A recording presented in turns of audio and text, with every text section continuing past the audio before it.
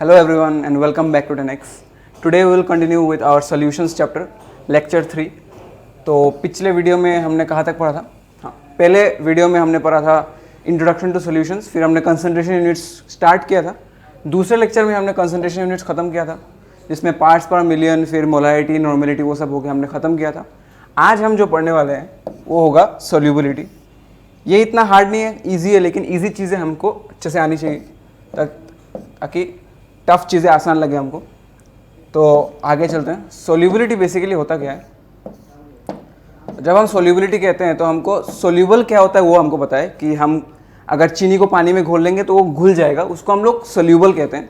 लेकिन अगर हम अगर चॉक डुबा देंगे पानी में, वो नहीं घुलेगा, तो उसको हम लोग सोल्यूबिलिटी कहते हैं. तो सोल्यूबिलिटी ऑफ ए सब्सटेंस, ये अगर हम केमिस्ट्री के टर्म्स में जाए, एग्जैक्ट जो डेफिनेशन होगा वो ऐसा होगा: solubility of a substance is its maximum amount that can be dissolved in a specified amount of solvent at a specified temperature. ये इंपॉर्टेंट है, बाद में हम देखेंगे कि टेम्परेचर के साथ solubility बदलता है चीज़ों का. Solubility of a substance is the maximum amount that can be dissolved in a specified amount of solvent at a specific temperature. तो solvent लेट्स से हम पकड़ते हैं वाटर है, लेट्स से एक बीकर लिया हमने, इसमें हमने वाटर डाल दिया, ठीक है. वाटर को हम लोग यूनिवर्सल सॉल्वेंट कहते हैं. लेट्स से ये हमारा सॉल्वेंट है विच इज वाटर, ठीक है. इसमें हमने एक सोल्यूट डाला, ठीक है. सोल्यूट कुछ भी हो सकता है. यहाँ पे मैं NaCl लेता हूँ, इजीएस्ट एग्जांपल है. NaCl हमने डाल दिया, ठीक है. तो अगर हम इसमें थोड़ा थोड़ा करके NaCl डालते रहेंगे तो हम देखेंगे ये NaCl इधर पे जा रहा है और डिजोल्व हो रहा है, घुल जा रहा है पानी के साथ, हमको दिखाई नहीं दे रहा है, ठीक है. तो धीरे धीरे हम डालेंगे NaCl, थोड़ा डाला, ऐसा करके एक ऐसा वक्त आएगा जब तुम NaCl और डालो तो वो मिक्स नहीं होता है, ठीक है. तो वो जो ग्राम्स में होगा उसको हम लोग कहेंगे सोल्यूबिलिटी, ठीक है. लेट्स से यहाँ पे 1 लीटर, और यहाँ पे ये भी लिखा हुआ है कि it can be dissolve in specified amount of solvent. तो लेट्स से वाटर यहाँ पे हमारे पास था 1 लीटर, ठीक है, 1 लीटर. इसमें हमने NaCl डाला let's say x gram.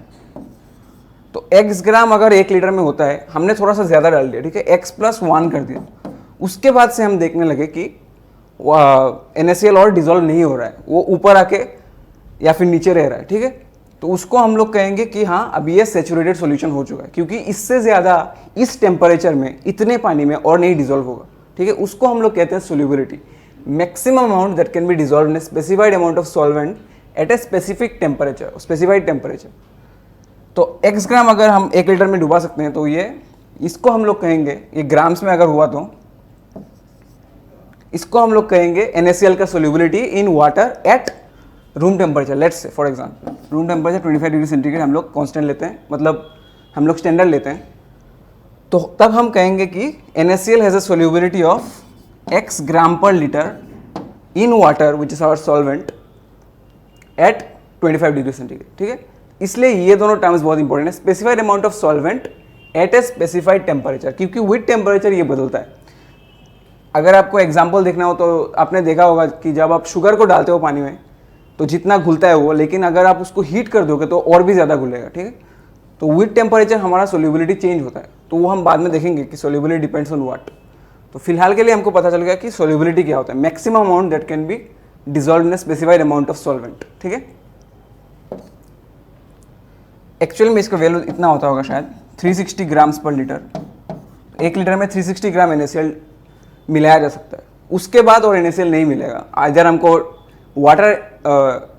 Water बढ़ाना पड़ेगा या फिर हमको टेम्परेचर बढ़ाना पड़ेगा, ठीक है. तभी जाके हम देखेंगे कि और सोल्यूबल हो रहा है. Otherwise that's its limit and that's why we call it the solubility of NaCl in water at 25 degree centigrade. तो सोल्यूबिलिटी ये जनरल है. Solubility depends on the following factors. ये जनरल सोल्यूबिलिटी है. हमने स्पेसिफिक हमने बात नहीं किया कि लिक्विड सोल्यूशन है, सॉलिड सोल्यूशन है, गैसियस सोल्यूशन है, कौन सा टाइप का सोल्यूशन है, ऐसा हमने नहीं बोला. क्या सोल्यूट है, क्या सॉल्वेंट है, वो भी हम नहीं बोल रहे हैं. हम सिर्फ बोल रहे हैं कि सोल्यूबिलिटी डिपेंड्स ऑन. तो ये जनरल है, ये कभी कभार गलत भी हो सकता है, ठीक है. Solubility depends on the following factors. Number 1, nature of the solute. इसका क्या मतलब हुआ? इसका ये मतलब हुआ कि हर टाइप का सोल्यूट हर टाइप के सॉल्वेंट में इतने आसान से सोल्यूबल नहीं होगा, और कुछ टाइप के सोल्यूट कुछ टाइप के सॉल्वेंट को ही प्रीफर करते हैं और कुछ टाइप के सोल्यूट कुछ टाइप के सॉल्वेंट को प्रीफर नहीं करते। अगर मैं आपको सिंपली बताऊं तो H2O, इसमें हम शुगर को मिला सकते हैं, सॉल्ट को मिला सकते हैं, आई मीन डिजोल्व कर सकते हैं, घोल सकते हैं हम उसको। लेकिन अगर मैंने इसी में let's say for example oil डाल दिया या फिर ग्रीस डाल दिया, ठीक है, तो ये इसमें नहीं घुलेगा, ठीक है। क्यों? क्योंकि शुगर और सॉल्ट जो होता है और वाटर जो होता है इसका नेचर सिमिलर होता है, इसलिए हम लोग कहते हैं कि nature of the solvent nature of the solute पे डिपेंड करता है सोल्यूबिलिटी। क्योंकि शुगर का सोल्यूबिलिटी अगर हम देखें तो वो वाटर में काफ़ी अच्छा है, सॉल्ट का भी अच्छा है, लेकिन ऑयल और ग्रीस का अच्छा नहीं है। क्यों? क्योंकि नेचर के ऊपर डिपेंड करता है। शुगर का नेचर फेवर करता है विथ वाटर का नेचर, सॉल्ट का नेचर भी फेवर करता है विथ वाटर का नेचर, लेकिन ऑयल और ग्रीस का नहीं करता है। तो ये तो मतलब सेकंड वाला ऑटोमेटिकली बता रहा है नेचर ऑफ सोल्यूट, तो of course nature of solvent. Water के जगह पे यहाँ पे अगर हम लोग लेट्स से कोई ऑर्गेनिक सॉल्वेंट डाल देते हैं लाइक बेंजीन CC6 या फिर let's say carbon tetrachloride CCl4, ऐसे हम लोग अगर कोई सॉल्वेंट डाल देते तो उसमें ग्रीस और ऑयल सोल्यूबल हो जाता, लेकिन उसमें शुगर और सॉल्ट सोल्यूबल नहीं होता, क्योंकि ये और ये फेवर करता है और ये नहीं फेवर करता है, ठीक है।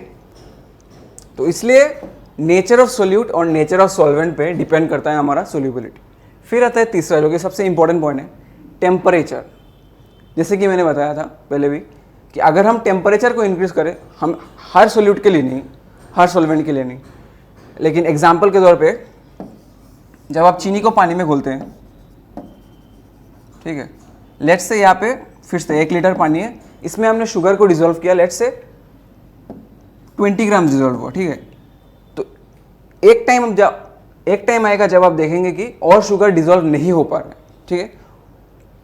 लेकिन अगर इसी वाटर को 1 लीटर वाटर को ही हम लोग सॉल्वेंट के वॉल्यूम को सिमिलर रख रहे हैं, लेकिन हम लोग इसको हीट कर रहे हैं, ठीक है, इसमें हम लोग हीट एनर्जी दे रहे हैं, ये हीट का सिंबल होता है केमिस्ट्री में, पता होगा आपको। इसमें हम लोग हीट कर रहे हैं, तब जाके आप देखेंगे कि 20 ग्राम्स नहीं, अभी 25 ग्राम्स हो रहा है डिजोल्व, तो इसका सोल्यूबिलिटी बढ़ गया, ठीक है। तो उसको इसलिए हम लोग कहते हैं कि सोल्यूबिलिटी डिपेंड्स ऑन टेम्परेचर। हमेशा नहीं, कभी कभार नहीं भी कर सकते, लेकिन मोस्टली करता है, इसलिए सबसे इंपॉर्टेंट पॉइंट ये है।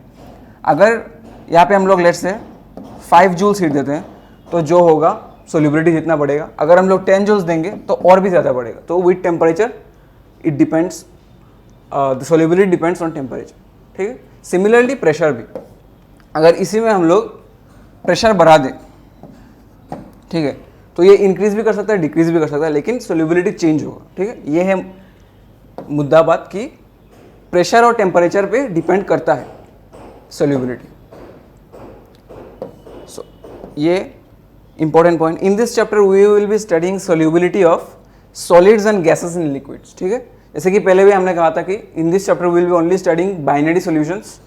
यहाँ पे भी हमने लिमिट कर दिया, क्योंकि अदरवाइज हमारा बहुत ज़्यादा बड़ा हो जाएगा कोर्स, और वो बाकी सारे इतने इंपॉर्टेंट भी नहीं होते, उसमें इतने सारे फिनोमेना नहीं दिखने को मिलते हैं जितना कि इनमें मिलता है। Solubility of solids and gases in liquids, क्योंकि लिक्विड सॉल्यूशंस हमको हर जगह में मिल जाता है डेली लाइफ में, ठीक है, क्योंकि उसमें डिजोल्व करना आसान होता है और हम लोग देख भी पाते हैं लिक्विड को। तो solubility of solids and gases in liquids. So let's start with solubility of solids in liquids, right. Solubility of solids in liquids, तो ये मैंने पहले भी डिस्कस किया आपको। तो सॉल्ट और शुगर का सोल्यूबिलिटी, आई मीन किस में ये सोल्यूबल होगा, वाटर में होगा या बेंजीन में होगा। तो ये मैं एक बात बताता हूँ आपको कि सॉल्ट को आपका पता है, टेबल सॉल्ट क्या होता है हमारा, NaCl, Na+Cl-। तो देखिए इसमें पोलैरिटी है, पोलैरिटी मतलब क्या, ऑपोजिट चार्जेस, ठीक है। तो इसमें पोलैरिटी है, तो ये हो गया हमारा पोलर सोल्यूट, ठीक है, पोलर सोल्यूट। फिर हमारा सॉल्वेंट क्या है, नंबर 1 वाटर। वाटर क्या होता है, H2O, इसमें भी स्लाइटली होता है पोलैरिटी। इसका अगर मैं ऐसा डायग्राम मतलब इसका अगर मैं स्ट्रक्चर ड्रॉ करूँ तो कुछ ऐसा दिखेगा वाटर, सही है। तो इसमें भी पोलैरिटी होता है, क्यों, क्योंकि ऑक्सीजन काफ़ी ज़्यादा इलेक्ट्रोनेगेटिव होता है as compare to hydrogen, right. तो वाटर भी एक पोलर सॉल्वेंट होता है, तो ये polar solvent. So we have concluded that NaCl, which is our solute, it is polar in nature. H2O, which is our solvent, it is also polar in nature. So, and this is experimentally proven. आप सब ने ये experimentally prove करके देखा है घर में कि ये होता है, तो इसमें मैंने टिक लगा दिया. So we have now concluded that polar solutes dissolve in polar solvents. और एक एग्जाम्पल देना हो तो, और फिर दूसरा वाला है बेंजीन. और एक एग्जाम्पल यहाँ पे देना हो तो सॉल्ट और शुगर लिखा हुआ है. तो शुगर बहुत लोग कहेंगे कि शुगर कैसे पोलर होता है, हमको तो नहीं पता.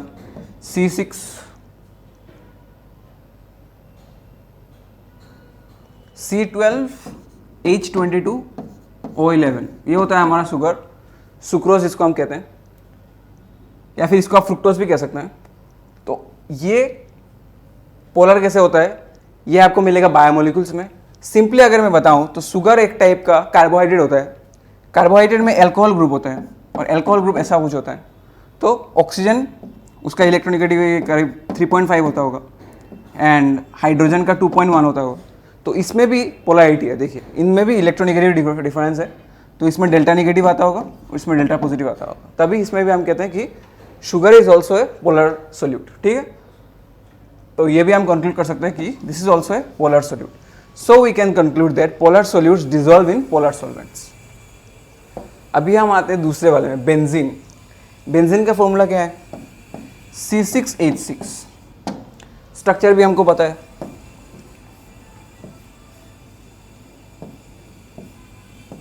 राइट, ये होता है बेंजीन का स्ट्रक्चर. इसमें कोई पोलैरिटी नहीं है. क्यों? क्योंकि ये कार्बन कार्बन सब कार्बन है, और यहाँ पे एक एक हाइड्रोजन लगा होता है.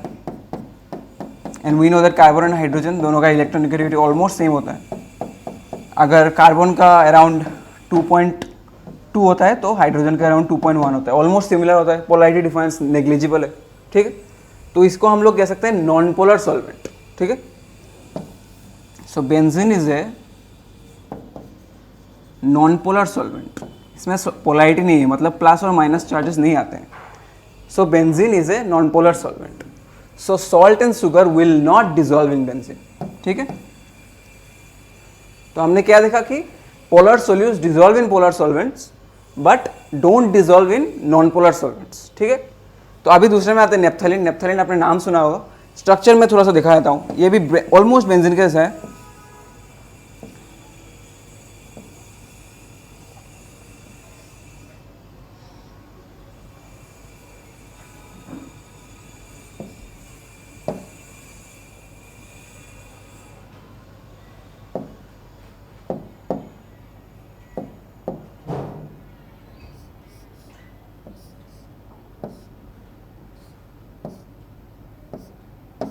तो ये होता है नेप्थलीन का स्ट्रक्चर. ठीक है, तो इसमें भी देखिए सब के सब कार्बन होते हैं और हाइड्रोजन होते हैं, तो इनमें भी पोलैरिटी डिफरेंस नहीं होता है. तो ये भी हो गया हमारा क्या, नॉन पोलर सॉल्वेंट और solute, what ever it is. यहाँ पे सोल्यूट है तो नॉन पोलर सोल्यूट. सो नेप्थलीन वाटर हमको पता है पोलर सॉल्वेंट है, देखा हमने H+ OH-. तो naphthalene will not dissolve in water and it will dissolve in benzene, because why? Benzene is a non-polar solvent. So can we say that after concluding these two, number 1 and number 2, that polar solvents dissolve in polar solutes dissolve in polar solvents and non-polar solutes dissolve in non-polar solvents. तो इसके लिए ये बहुत ही important बात इस पूरे chapter में chemistry में इन जनरल अप्लाई होता है कि लाइक डिजॉल्व्स लाइक. ठीक है, जो कि मैंने पहले भी कहा कि polar solvents, polar solutes dissolve in polar solvents. ठीक है, and also non-polar solutes dissolve in non-polar solvents. Example के तौर पे आप लिख सकते हैं पोलर सोल्यूट क्या हो गया, salt NaCl, dissolve in polar solvents. Polar solvent क्या हो गया हमारा, वाटर H2. फिर non polar solute, non polar solute क्या हो गया हमारा, बेंजीन, एंथ्रासिन. एंथ्रासिन क्या था, नेप्थलीन था, NaPTHLENE. Naphthalene dissolve non polar solute dissolve in non polar solvent. Non polar solvent क्या हो गया? Benzene, can say carbon tetrachloride CCl4 और let's say CS2 carbon disulphide. ठीक है, तो सिमिलर इंटरेक्टिव फोर्सेस. ठीक है, इसमें जो इंटरेक्टिव फोर्सेस होंगे इसमें भी सेम होंगे. दोनों में पोलैरिटी है, इसमें जो है इसमें भी है. इसमें भी पोलैरिटी नहीं है, इसमें भी पोलैरिटी नहीं है. ठीक, आगे चलते हैं. तो अभी हमने क्या देखा कि solubility of solids in liquids, कौन से टाइप के सॉलिड कौन से टाइप के लिक्विड में. हमने नेचर ऑफ सॉलिड और नेचर ऑफ सॉल्वेंट पढ़ा, जो कि हमने पहले देखा था कि depends on the following factors. फिर हम लोग वेरीफाई कर रहे हैं ये factors in case of solids in liquids. ठीक है, आगे चलते हैं. अभी हम लोग देखेंगे effect of temperature and pressure, बाद में आता है. उससे पहले some simple terms which are used for solubility of solids in liquids. ठीक है, इनके लिए जो टर्म्स यूज होते हैं, डिसोल्यूशन पहला वाला. What is dissolution? So when a solid solute is added to the solvent, some solute dissolves and its concentration increases in the solution. This process is known as dissolution. तो dissolution इससे क्या आता है? Similar word क्या होता है? Dissolve. तो यहाँ पे डिसॉल्व, हाँ डिसॉल्व.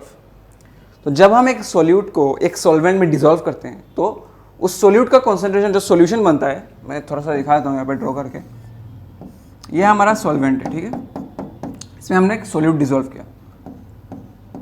ठीक है, इसमें हमने सॉल्यूट डिसॉल्व किया. तो कुछ सॉल्यूट यहाँ से यहाँ पे आया, डिसॉल्व हो गया, डिसॉल्व होकर आयन बन गया यहाँ पे, लेट्स से. तो यहाँ पे इसका कॉन्सेंट्रेशन बढ़ गया. पहले सॉल्यूट का कॉन्सेंट्रेशन सॉल्यूशन में क्या था? 0, क्योंकि मिक्स ही नहीं हुआ. मिक्स करने के बाद लेट्स से थोड़ा थोड़ा बढ़ गया है. पहले 0 था, अभी से लेट्स से 5 यूनिट्स है, व्हाटएवर बी द यूनिट. ठीक है, some solute dissolves and its concentration increases in the solution. This process is known as dissolution. तो बहुत ही ईजी चीज़ है, कोई हार्ड चीज़ नहीं है, लेकिन टर्म जानना इंपॉर्टेंट होता है. So dissolution is nothing, it is but the process of dissolving any solute in a solvent and then the process of its increasing concentration in the solution. ठीक है, फिर होता है क्रिस्टलाइजेशन. तो ये मोर और लेस इसका ऑपोजिट हो गया.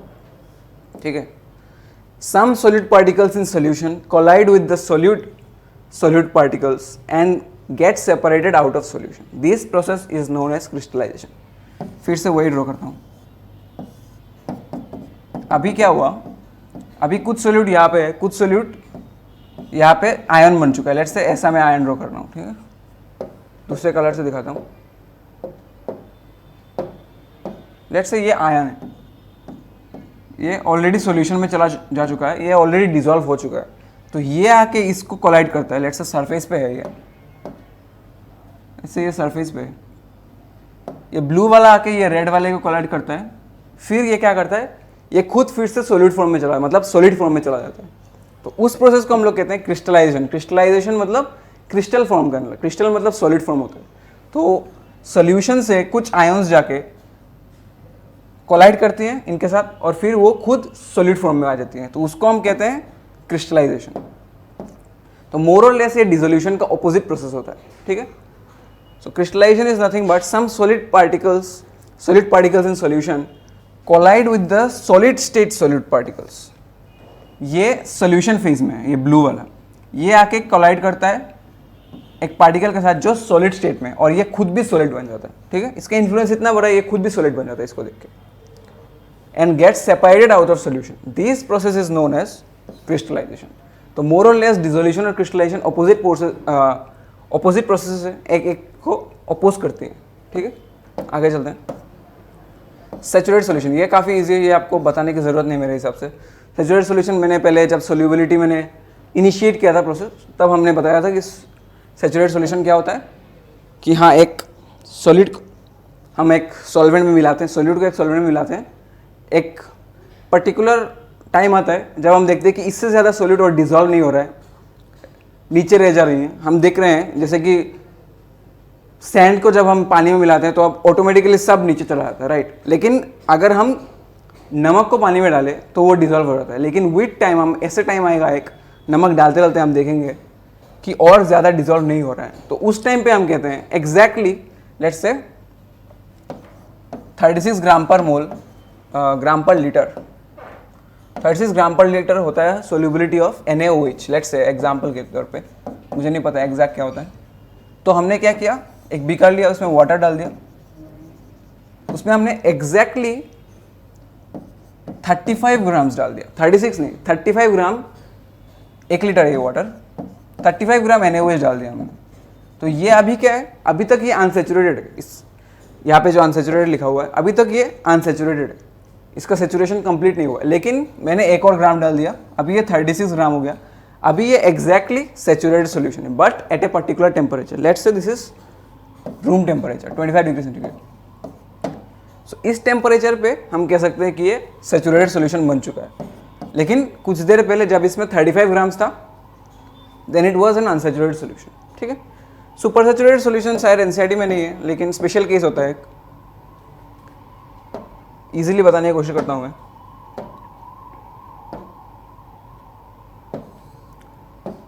अगर मैंने पहले बताया था कि टेम्परेचर पे डिपेंड करता है, लेट्स से वही 36 वाला एग्जांपल लेके चलते हैं।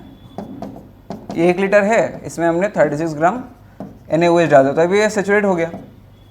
ठीक है, लेकिन अभी मैंने इसमें और 5 ग्राम डाल दिया, लेट्स से 4 ग्राम डाल दिया और, तो ये क्या हो गया, 40 ग्राम NaOH हो गया, 40 ग्राम NaOH। तो यहाँ पे अभी हम क्या देखेंगे कि कुछ सॉल्ट यहाँ पे आ चुका है, कुछ सॉल्ट यहाँ पे आके डिपॉजिट हो चुका है। ठीक है, तो अभी हम इसको क्या करते हैं, हीट कर देते हैं। इसमें हमने हीट डाल दिया। ठीक है, तो जब हमने इसको हीट किया तो इसका सोल्यूबिलिटी बढ़ गया। मैंने पहले कहा था क्या कि solubility depends on temperature. Let's से इसका बढ़ता है विद टेम्परेचर, इसका सोल्यूबिलिटी बढ़ता है NaOH का, तो इसका बढ़ गया सोल्यूबिलिटी। अभी लेट्स से 40 हो गया, तो ये 40 पूरा का 40 का 40 ये पूरा डिजोल्व हो गया, तो अभी ये नहीं है यहाँ पे। ठीक है, पूरा डिजोल्व हो गया। अभी हमने क्या किया, इसको कूल किया, लेकिन रैपिडली कूल नहीं किया, धीरे धीरे कूल किया, हीट करके हमने उसको छोड़ दिया, फोर्सिबली कूल नहीं होने दिया, एकदम स्लोली कूल किया हमने इसको। उसके बाद हम क्या देखेंगे कि वो फिर से नॉर्मल टेम्परेचर पे आ जाएगा। लेट्स से ये 40 इसका सोल्यूबिलिटी हुआ था, let's say eight 30 degree centigrade. अभी हमने इसको स्लोली कूल किया बैक टू 25 डिग्री सेंटीग्रेड, लेकिन अभी हम क्या देखेंगे कि सॉल्ट सेपरेट नहीं होता है। हमने स्लोली कूल किया है, सॉल्ट सेपरेट नहीं होता है। 25 डिग्री सेंटीग्रेड पे अभी इसके अंदर 40 ग्राम NaOH है, तो इस सॉल्यूशन को हम लोग कहते हैं सुपर सैचुरेटेड सॉल्यूशन। ठीक है,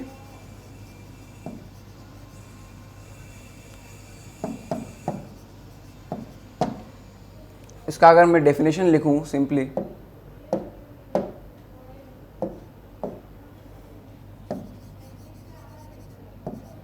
when a solvent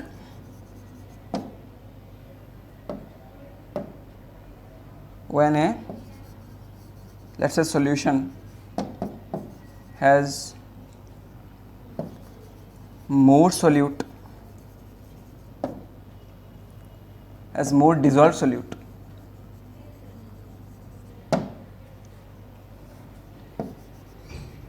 then its solubility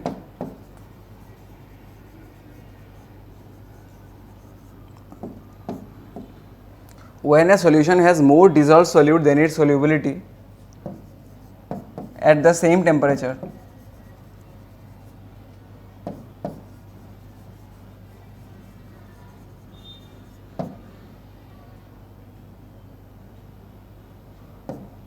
due to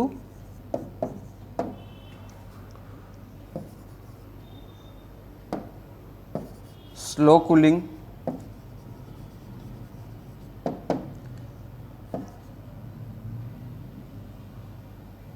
it is called a super saturated solution.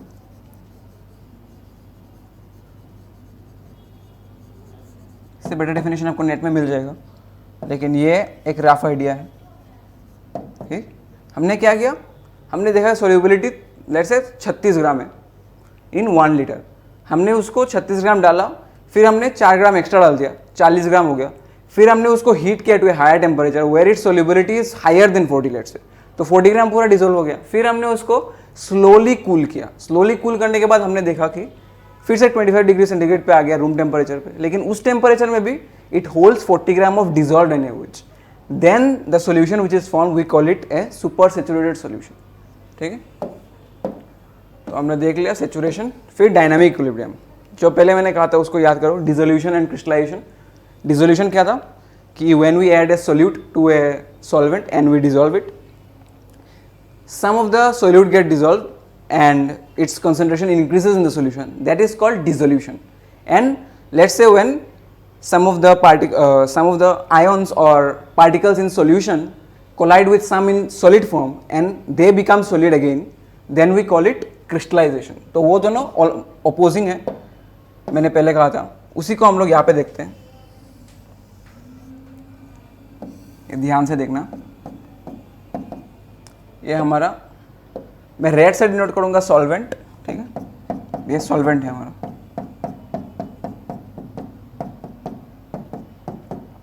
और ब्लू से मैं डिनोट करूंगा सोल्यूट।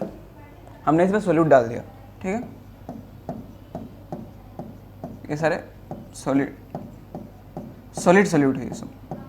मुझे पता है एक्चुअल में ऐसे पाइल अप नहीं होता है, ऑलरेडी इतने टाइम में मिक्स हो चुका होता है, लेकिन just to know, just for an example, ठीक है, इतना हमने डाल दिया सोल्यूट यहाँ पे। फिर यहाँ से क्या हुआ, कुछ सोल्यूट सोल्यूशन में चला गया डिसॉल्व होके, इस प्रोसेस को हम लोग कहते हैं डिसोल्यूशन। मैं एरो देकर समझाता हूँ। हाँ, ये जो होगा यहाँ से यहाँ जा रहा है, सॉलिड से सोल्यूशन में जा रहा है डिसॉल्व होके, यहाँ पे कॉन्सेंट्रेशन इंक्रीज हो रहा है ब्लू का, तो उसको हम लोग कहते हैं डिसोल्यूशन। अभी क्या हुआ, ये वाला पार्टिकल आके यहाँ पे टकरा गया, टकरा के ये फिर से हो गया सॉलिड फॉर्म में, ठीक है, उस प्रोसेस को हम लोग कहते हैं क्रिस्टलाइजेशन। तो ये जो यहाँ से यहाँ हो रहा है, सॉल्यूशन से फिर से सॉलिड के साथ टकरा के फिर वो खुद सॉलिड फॉर्म में जा रहा है, उसको हम लोग कहते हैं क्रिस्टलाइजेशन। तो विद टाइम क्या होगा, पहले तो कुछ नहीं हो रहा था, हमने सॉल्यूट डाला, धीरे धीरे डिसोल्यूशन होने लगा, तो डिसोल्यूशन विद टाइम इंक्रीज हो गया, एक मैक्सिमम पॉइंट पे चला गया। ये जो है डिसोल्यूशन।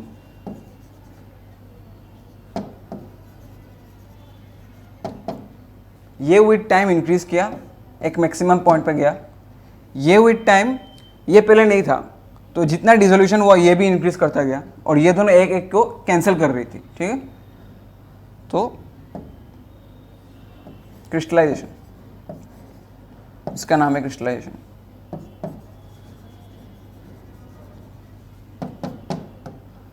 ये हो गया क्रिस्टलाइजेशन। तो विद टाइम डिसोल्यूशन इंक्रीज करता गया, जितना डिसोल्यूशन इंक्रीज किया धीरे धीरे क्रिस्टलाइजेशन भी इंक्रीज करता गया। तो एक टाइम ऐसा आता है जब dissolution and crystallisation are at the same rate. अगर ये हो रहा है at the rate of let's say 5 per second, whatever per second, and crystallisation भी हो रहा है at the rate of 5 per second, तब इन दोनों में एक इक्विलिब्रियम हो जाता है, ठीक है। तो उसको हम लोग कहते हैं dynamic equilibrium. That's why we say solute plus solvent reversible solution, ठीक है। तो ये हमारा सोल्यूट, यह हमारा सॉल्वेंट, इन दोनों का रिवर्सिबल ज़्यादा होता है, उसको हम लोग कहते हैं सॉल्यूशन।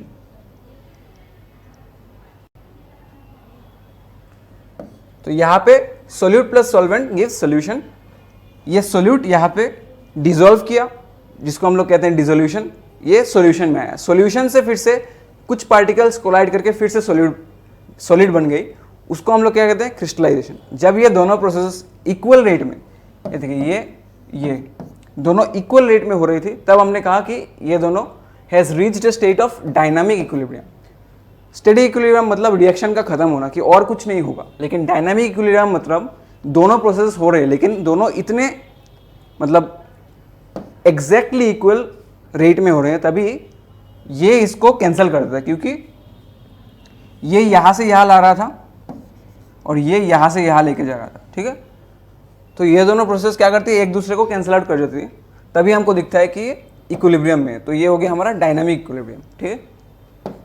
आगे चलते हैं, इफेक्ट ऑफ टेम्परेचर। पहले हमने क्या देखा था, पहले हमने कहा था in general solubility depends on the following factors. फिर हमने फॉर सॉलिड इन लिक्विड हमने नेचर ऑफ सॉलिड और नेचर ऑफ सॉल्वेंट हमने देखा। अभी हम देखेंगे टेम्परेचर और प्रेशर का effect for solid in liquid solutions, ठीक है। Effect of temperature. तो सोल्यूबिलिटी क्या होता है, सो आपको रियल लाइफ एग्जांपल आपको पता होगा कि चीनी जो है, शुगर C12H22O11, उसको जब आप पानी में डालते हो तो वो एक let's say room temperature let's से 25 डिग्री सेंटीग्रेड में वो जितना घुलता है 30 डिग्री सेंटीग्रेड में थोड़ा और घुलेगा। जब हम लोग उसको हीट करेंगे तब वो और ज़्यादा, जो कि चीनी का चाशनी होता है उसमें बहुत ज़्यादा घुलता है चीनी, ठीक है। तो ये हम कह सकते हैं कि विथ टेम्परेचर इंक्रीज करता है। लेकिन कुछ कुछ ऐसे सॉलिड्स भी होते हैं जिनका विथ टेम्परेचर डिक्रीज करेगा सोल्यूबिलिटी, ठीक है। तो वो हम कैसे पता लगाएंगे वो हम देखते हैं थोड़ा। The solubility of A solid in liquid is significantly affected by temperature changes, ठीक है, significantly affected. In general, if in a nearly saturated solution, the dissolution process is endothermic. Dissolution process is endothermic, मतलब dissolution मतलब जो solid particle solution में जाके dissolve हो रही थी और उसका concentration solution में बढ़ रहा था, उसको हम लोग कहते हैं क्या, dissolution कहते हैं हम लोग। वो अगर endothermic हुआ कि हम solute को अगर solution में dissolve करेंगे तो उससे अगर heat release होता है, endothermic क्या होता है, एंथैल्पी रिलीज होता है, मुझे पता है, लेकिन लेट्स से हीट, क्योंकि एंथैल्पी क्या होता है, heat under constant pressure, right. तो एंडोथर्मिक होता है कि हीट रिलीज नहीं, सॉरी, हीट वो एब्जॉर्ब करता है। तो उसके कारण क्या होता है, the solubility should increase with rise in temperature, ठीक है। इसको ऑलरेडी टेम्परेचर की ज़रूरत है। ये क्या करता है, जब हम इसको पानी के साथ नहीं, कोई भी सॉल्वेंट के साथ मिलाते हैं तो वो हीट एब्जॉर्ब करता है। तो हम लोग ने क्या किया, हमने इंक्रीज कर दिया टेम्परेचर, तो इसका सोल्यूबिलिटी ऑफ कोर्स बढ़ना चाहिए, क्योंकि इसको एंडोथर्मिक है, इसको ऑलरेडी चाहिए ज़्यादा हीट। तो हमने हीट इंक्रीज किया, तो the solubility should increase with rise in temperature. This is the important point कि डेलाइट सोल्यूशन, ये सोल्यूशन नीचे होना चाहिए, ग्रेटर देन 0, ठीक है, क्योंकि फाइनल हीट ज़्यादा हो जाता है। फाइनल माइनस इनिशियल पॉजिटिव होना चाहिए। इसको ऐसे भी लिख सकते हैं, del H solution greater than 0, लेकिन ऐसे प्रीफर करते हैं लिखना, ठीक है। सो ऑपोजिट होना चाहिए for exothermic reactions, and if it is मतलब dissolution process. If the dissolution process is exothermic मतलब हीट रिलीज होता है, इसको ऑलरेडी हीट नहीं चाहिए, लेकिन आप लोग और भी हीट दे रहे हो, तो ऑटोमेटिकली इसकी सोल्यूबिलिटी कम जाएगी, ये नहीं करना चाहेगा और सोल्यूबल नहीं होना चाहिए। तो it should decrease, the solubility should decrease when del H solution less than 0, the solubility should decrease. These trends are also observed experimentally. यहाँ पे हम ग्राफ देखते हैं, तो ये देखिए temperature versus solubility graph. Temperature increase किया हमने, सोल्यूबिलिटी हमने देखा। ईजिएस्ट एग्जाम्पल शुगर का देखिए, विथ टेम्परेचर सोल्यूबिलिटी बढ़ रहा है। हाँ, जैसे कि हम लोग घर में देखते हैं चीनी का चाशनी, मैंने पहले भी कहा कि हमने जितना हीट करेंगे वाटर को हम लोग, उतना शुगर का सोल्यूबिलिटी उसमें बढ़ेगा। तो यहाँ पे देखिए sugar, KNO3, NaNO3, NaBr, KBr, यहाँ पे सारे के सारे सॉल्ट्स मोर और लेस, हाँ सारे के सारे सॉल्ट्स एक्सेप्ट Ce2SO4, बाकी सब the solubility increases with increase in temperature. मतलब all of them their dissolution process is what, endothermic, ठीक है। They absorb heat, that's why they love when you increase the temperature for them, ठीक है। But for the loner here Ce2SO4 thrice, इसको नहीं पसंद temperature, लेकिन जब आप टेम्परेचर इंक्रीज करोगे तो इसका सोल्यूबिलिटी डिक्रीज करना चाहिए, क्योंकि इसका जो डिसोल्यूशन प्रोसेस होता है वो एक्सोथर्मिक होता है, वो हीट रिलीज करता है, उसको हीट नहीं चाहिए होता है, राइट। इसका क्या होता है, सोल्यूबिलिटी डिक्रीज करता है विथ टेम्परेचर, इसलिए ग्राफ नीचे जा रहा है, बाकी सबका ऊपर जा रहा है, डायरेक्टली प्रोपोर्शनल हो गया ना। फिर आगे हम देखते हैं effect of pressure. Pressure does not have any significant effect on solubility of solids in liquids. ये याद रखना, हर केस में नहीं, मैंने पहले भी कहा था कि जब हम पढ़ रहे थे कि nature of solute, nature of solvent, temperature, pressure, तब मैंने कहा था कि वो जनरल टर्म्स हैं, हमने किसी स्पेसिफिक सोल्यूट या सॉल्वेंट की बात नहीं की। अभी हम यहाँ पे स्पेसिफिक हो गए हैं, हम सॉलिड्स इन लिक्विड सॉल्यूशंस की बात कर रहे हैं। तो इसके कारण, क्योंकि वो सॉलिड है, pressure does not have any significant effect. Let's say मैं इसको प्रेशर से तोड़ना चाहूँ, बहुत ज़्यादा प्रेशर की ज़रूरत पड़ेगा ना इसके मॉलिक्यूल्स को डिस्प्लेस करने के लिए, लेकिन गैस के लिए बहुत कम होता है, इसलिए हम लोग देखेंगे आगे जब हम गैस इन लिक्विड्स पढ़ेंगे उसमें प्रेशर का इफेक्ट होता है, लेकिन इसमें नहीं होता है। सॉलिड्स है, लिक्विड भी बहुत कम ही होता है कंप्रेसिबिलिटी, आपने पढ़ा होगा सम बेसिक कॉन्सेप्ट में आपने पढ़ा होगा कि सॉलिड लिक्विड, गैस। आपने पढ़ा होगा कि इसमें इंटरमोलिकुलर फोर्सेस जो होती है स्ट्रॉन्गेस्ट होती है, तो इसको प्रेशर देने से भी इतना कुछ चेंज नहीं होता है क्योंकि इंटरमोलिकुलर डिस्टेंस भी सबसे कम होता है। पैकिंग अगर हम देखें तो ये ऑलमोस्ट ऐसा होता है, लेकिन अगर हम लिक्विड का देखें तो थोड़ा थोड़ा दूर होता है। तो compressibility is possible but very less in comparison to solid. Solid में ऑलमोस्ट नन होता है। अगर आप एक आयरन का रॉड ले, उसको अगर आप कंप्रेस करना चाहे तो कितना फोर्स देना पड़ेगा? बहुत फोर्स देने के बाद अगर आप 1 मिलीमीटर का भी चेंज ला पाए उसके डायमेंशंस में, बहुत मुश्किल होता है। गैस में और भी आसान होता है। गैस में कुछ ऐसा होता है, बहुत दूर दूर होता है। ये बहुत कम दिखाया है मैंने एक्चुअल में। एक अगर यहाँ पे होगा, एक यहाँ पे होगा, एक यहाँ पे होगा, काफ़ी ज़्यादा डिस्टेंस में होता है। ठीक है, तो gases are easily compressible, solids are almost incompressible, liquids are compressible but to a very less extent. That's why it does not have any effect of pressure. Pressure does not have any significant effect on solubility of solids and liquids. It is so because solids and liquids are highly incompressible and practically remain unaffected by changes in pressure. आप कितना pressure बढ़ा दोगे? ठीक है, जितना pressure बढ़ाना पड़ता है उतना एनर्जी की ज़रूरत पड़ता है, इसके लिए बहुत मनी की ज़रूरत है। तो दे आर प्रैक्टिकली मतलब इतना प्रैक्टिकल नहीं है। थियोरेटिकली सब कुछ पॉसिबल होता है। ठीक है, थियोरेटिकली हम लोग हीट एब्जॉर्ब करके उसको 100% वर्क में कन्वर्ट कर सकते हैं, लेकिन एक्चुअल में ऐसा कोई मशीन होता है कि नहीं होता है? हीटिंग होता है, स्पार्किंग होता है, एनर्जी लॉस हर जगह में होता रहता है। तो यहाँ पे भी सेम है, थियोरेटिकली पॉसिबल है लेकिन practically remain unaffected by changes in pressure. तो प्रेशर में हम जितना भी चेंज कर ले, solubility of solids in liquids will not change much और will not change at all practically. आगे चलते हैं। तो इतना समय हमने क्या पढ़ा? Solubility of solids in liquids. ठीक है, solubility of solids in liquids में हमने क्या पढ़ा? हमने पढ़ा कि nature of solute, nature of solvent काफ़ी डिपेंड करता है सॉल्युबिलिटी पे। हमने पढ़ा लाइक डिजॉल्व्स लाइक, काफ़ी बड़ा करके लिखा हुआ था मिडिल में कि हाँ, अगर पोलर नेचर हुआ सॉल्यूट का, पोलर नेचर हुआ सॉल्वेंट का, तभी वो दोनों मिक्स करेंगे, भाई भाई है वो दोनों। ठीक है, लेकिन जब पोलर सॉल्यूट और नॉन पोलर सॉल्वेंट आ जाता है, लेट्स से NaCl हमने केरोसिन में डुबो दिया, वो ट्राई करके देखना आप घर पे। NaCl अगर आप केरोसिन में डुबो, केरोसिन क्या हो गया? केरोसिन ऑर्गेनिक हो गया, उसमें बहुत कम पोलैरिटी होता भी नहीं है। या फिर लेट्स से बेंजीन तो मिलेगा नहीं, केरोसिन में आप करके देखना मिलेगा नहीं। पानी में आपको लगता होगा थियोरेटिकली कि हाँ मिल जाता होगा, लेकिन प्रैक्टिकली करके देखिए नहीं मिलता है।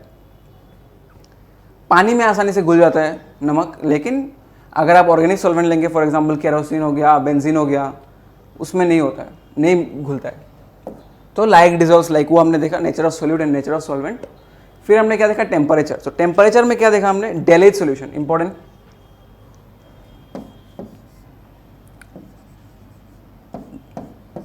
अगर ग्रेटर देन 0 हुआ मतलब क्या? एक्सोथर्मिक। क्यों?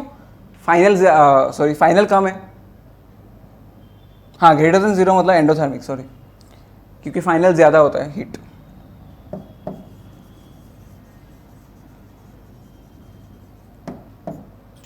The RL solution H, if it is greater than 0, the process is endothermic, so it loves temperature. If you increase the temperature,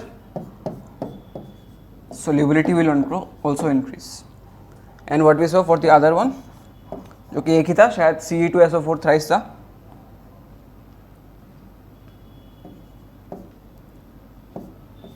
If it is less than 0, which means it is an exothermic process, इसको temperature पसंद ही नहीं है, ये temperature छोड़ देता है।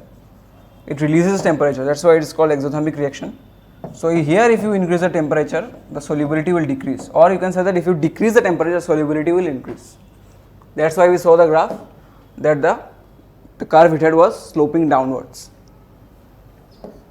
तो अभी हम आए हैं solubility of gases, और हाँ, solubility of solids in liquids में हमने देखा था कि pressure does not have any significant effect on solubility of solids and liquids because they are practically incompressible.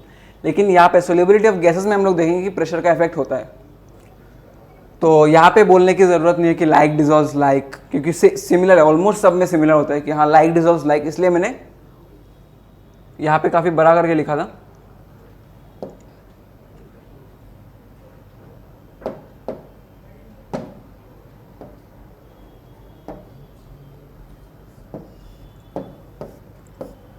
कि लाइक डिजॉल्व्स लाइक, ये काफ़ी याद रखना है। Visual memory the best memory आपके दिमाग में, ये हमेशा होना चाहिए, रेड कलर में दिमाग में होना चाहिए, पिक्चराइज मेमोरी में होना चाहिए। कि like dissolves like similar interactive forces. अगर पोलर हुआ तो पोलर में डिजॉल्व होगा, अगर नॉन पोलर हुआ तो नॉन पोलर में डिजॉल्व होगा। ठीक है, अभी हम देखेंगे solubility of liquids in, sorry liquids नहीं, गैसेस इन लिक्विड्स। तो नेचर की जरूरत नहीं है बात करने की, हम डायरेक्ट आते हैं effect of temperature and effect of pressure. ठीक है, चलिए effect of temperature. Solubility of gases in liquids decreases with rise in temperature. When dissolved, the gas molecules are present in liquid phase, and the process of dissolution can be considered similar to condensation, and heat is evolved in this process. As dissolution is an exothermic process, the solubility should decrease with rise of temperature. तो ये क्या लिखा हुआ है? पहले क्या था? Solid था, अभी क्या आ गया है? Gases in liquids. तो गैस क्या, कौन सा स्टेट में? गैसियस स्टेट में। तो वो जब सोल्यूबल होता है लिक्विड में, ठीक है, जब सॉल्यूशन का हमने पहले क्लास में पढ़ा था कि सॉल्यूशन का फिजिकल स्टेट कौन डिसाइड करता है? सॉल्वेंट। यहाँ पे सॉल्वेंट क्या है? लिक्विड। तो गैस को हम लोग जब लिक्विड में डिसॉल्व करेंगे तो वो गैस तो चेंज हो जाएगा लिक्विड में, क्योंकि सॉल्यूशन फॉर्म कर रहा है, और सॉल्यूशन का कौन डिसाइड करता है? Physical state, liquid. तो गैस को लिक्विड में चेंज होना पड़ेगा, gas has to change into liquid. Now tell me which one has higher temperature और हायर एनर्जी, गैस मॉलिक्यूल्स और लिक्विड मॉलिक्यूल्स? इस इमेज से आप लोग बोल देंगे ये लिक्विड अगर मैं 4 मॉलिक्यूल ड्रॉ करूँ लिक्विड का, और ये गैस अगर मैं 4 मॉलिक्यूल ड्रॉ करूँ गैस का। सीधी सीधी बात है, गैस में ज़्यादा पावर है इसलिए इतना दूर दूर चल पा रहा है ये। ठीक है, ये एकदम क्लोज, सॉलिड का और भी कम होता है। और भी इजी एग्जांपल, घर में आप पानी है आपके पास, केटल में बिठाओ या फिर सॉसपैन में बिठाओ, फिर आप डालते हो ना गैस स्टोव में, आग जलाते हो, फिर जाके वो वेपर में कन्वर्ट होता है। तो ऑफ कोर्स गैस में, लिक्विड में जब आप एनर्जी डालोगे तभी तो जाके वो गैस बनेगा। सिंपल सी बात है। तो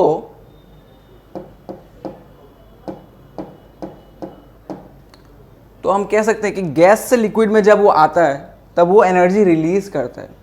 ठीक है, so it releases energy, loses energy. ये नहीं, मतलब ये process loses energy. So we should say enthalpy, enthalpy मतलब कांस्टेंट प्रेशर में एंथैल्पी क्या होगा? लूजेस अगर एनर्जी हुआ तो del H, del solution H greater और लेस देन 0, लूजेस एनर्जी मतलब फाइनल एनर्जी कम होगा, एंड लूजेस एनर्जी तो फाइनल एनर्जी हायर होगा, सॉरी, मतलब वो एक्सोथर्मिक रिएक्शन हुआ।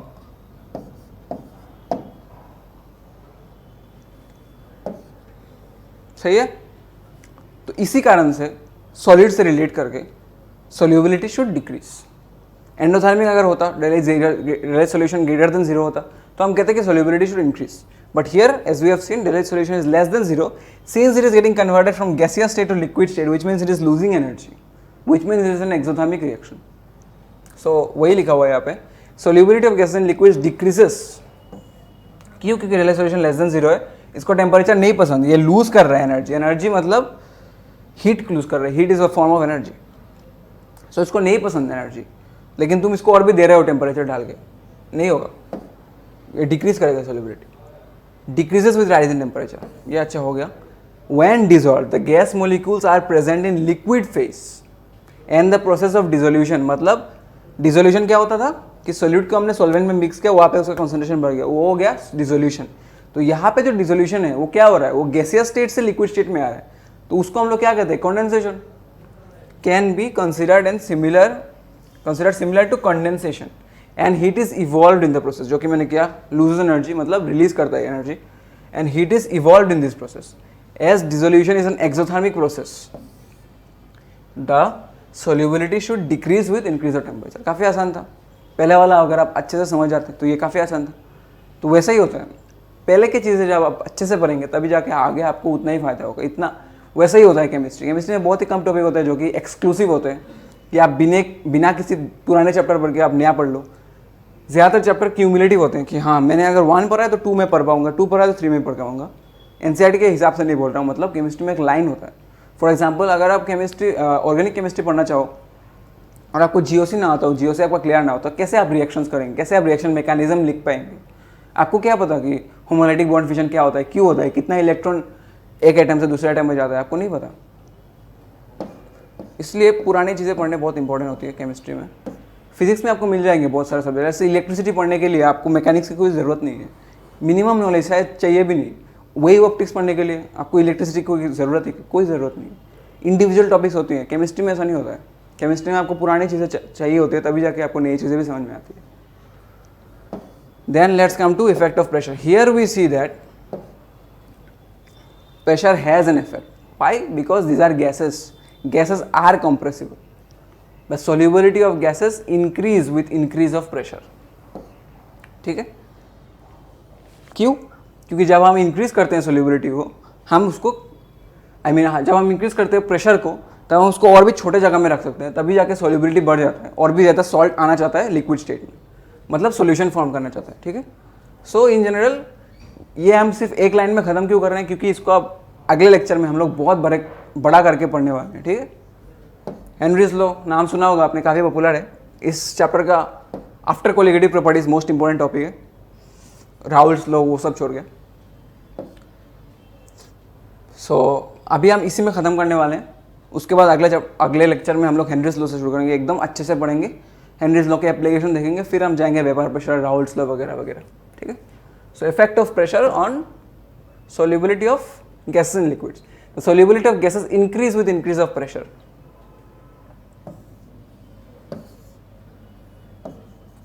In liquids.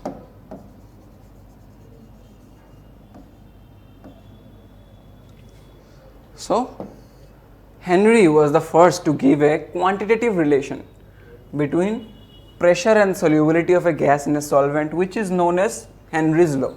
फुटबॉल फैंस कहेंगे कि नहीं सर ये हेनरी नहीं है, ये ऑनरी है, Thierry Henry. But I will say it's Henry. We are studying chemistry, not football here. Henry was the first to give a quantitative relation between pressure and solubility. मतलब हमने यहाँ पे सिर्फ ये बात कह के ख़त्म कर दिया कि solubility increases with increase in pressure, लेकिन बाद में हम देखेंगे कि ये जो प्रेशर है और ये जो solubility है, लेट्स से ऐसे नोट किया, इन दोनों में रिलेट कैसे किया जाए, मतलब रिलेशन निकाल, जैसे कि फोर्स और एक्सेलरेशन हमको पता है कि डायरेक्टली प्रोपोर्शनल होता है, लेकिन F इक्वल्स टू ma होता है, वो कैसे होता है, वो रिलेशन हम निकालेंगे अगले क्लास में। So Henry was the first to give a quantitative relation. Quantitative मतलब कितना क्वान्टिटी के साथ कितना क्वान्टिटी को हम इक्वलाइज कर सकते हैं, इक्वल करके एक रिलेशन लगा सकते हैं। ठीक है? Between pressure and solubility of gas in a solvent which is known as Henry's law. ठीक है? So thank you. In the next class we will continue with Henry's law, some daily life applications of Henry's law, and then we will continue with our vapor pressure, and then whatever Raoult's law, and then I guess we will get to ideal non-ideal solution, then colligative properties, and then the chapter will be over. But thank you for today. Until next time, bye bye.